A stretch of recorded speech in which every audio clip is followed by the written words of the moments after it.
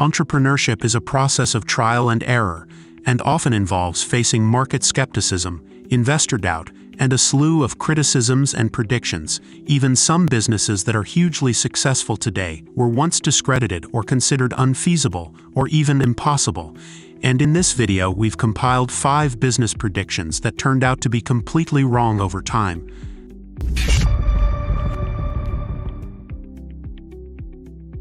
Number 1. Steve Ballmer and the iPhone. Apple revolutionized the world when it announced the launch of the iPhone, considered the smartphone responsible for pioneering the new digital economy.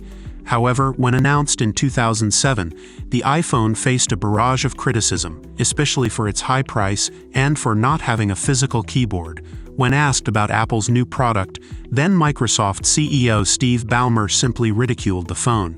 According to him, no one would pay $500 for a phone tied to a contract, especially one without a physical keyboard, which he believed made it an inadequate tool for writing emails. Little did he know that a few years later phones with physical keyboards would be disregarded, and that today people pay even over $1,000 for an iPhone, and that years later Microsoft itself would launch a similarly priced phone without a keyboard and without success.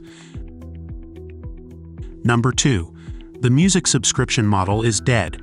Steve Jobs managed to transform the music industry by starting iTunes in 2001. The service allowed users worldwide to purchase individual songs for just 99 cents, without needing to buy an entire CD for just one song. At the time, it was already possible to download almost any music for free from the internet, but viruses and incorrect downloads were common, which deterred many people from piracy. Not to mention that the activity itself was completely illegal.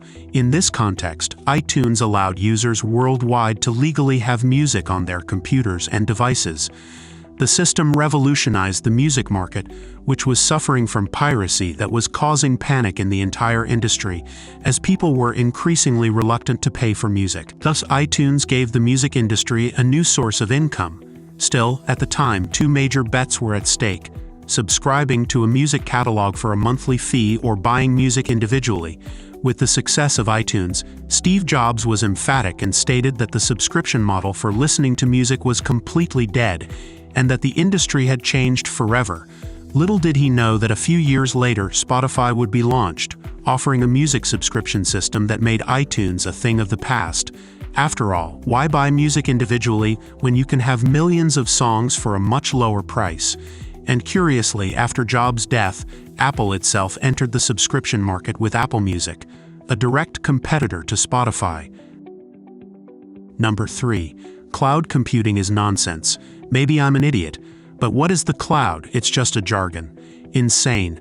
When will this nonsense stop? This criticism was made by billionaire Larry Ellison, one of the richest men in the world and founder of Oracle, who in 2008 claimed that the industry's predictions regarding the possibilities involving cloud computing were a load of rubbish. However, despite his disbelief, years later Ellison ended up eating his words and went against his own prediction. With billions in revenue today, cloud computing ventures represent a large part of Oracle's revenue, which managed to reinvent itself in recent years thanks to what its founder said was nonsense. Before continuing the video, I have a brief message. These videos take a lot of effort to make, so if you're still watching, please leave a like to support our work. Consider subscribing and leave a comment below. Any comment helps. Now back to the video. Number 4. FedEx's idea of fast delivery is unfeasible. FedEx has become the world's leading reference for fast deliveries by revolutionizing the market with a unique logistics system in which its system works simultaneously, so that orders from around the world can be delivered quickly and efficiently. The business idea was the subject of the founder's graduation thesis, Fred Smith, who presented his business plan to obtain his degree, and the idea that generated $1 billion business earned him a C grade. That's right. The plan that generated $1 billion business was described as unfeasible by the university evaluation, which only granted the necessary points for Smith not to fail at university. Imagine if he had believed in the academic result. Number 5. Blockbuster rejects Netflix. At the beginning of the century, Blockbuster was the definitive company when it came to movie rentals. In addition to earning billions, the company had several stores worldwide.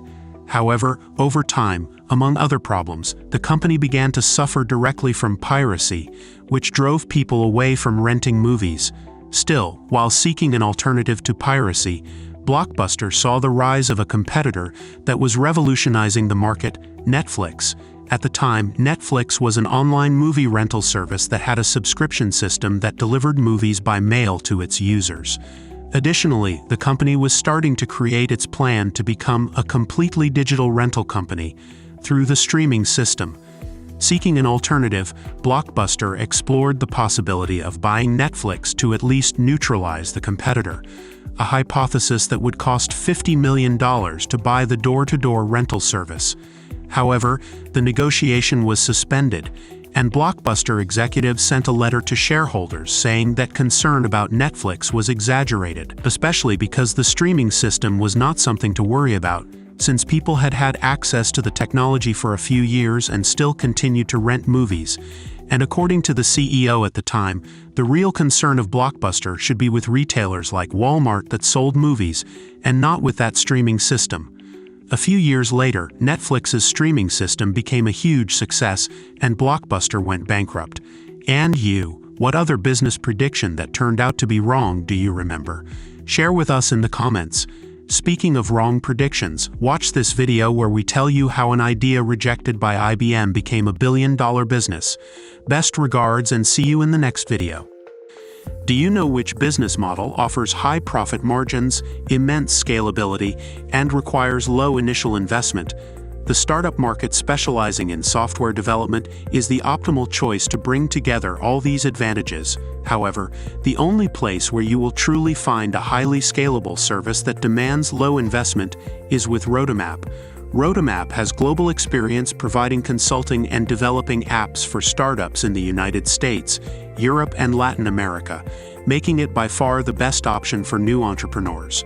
If you want to venture into the premier market, contact Roadmap right away through the website www.roadmap.co/home or via email at contact@roadmap.co.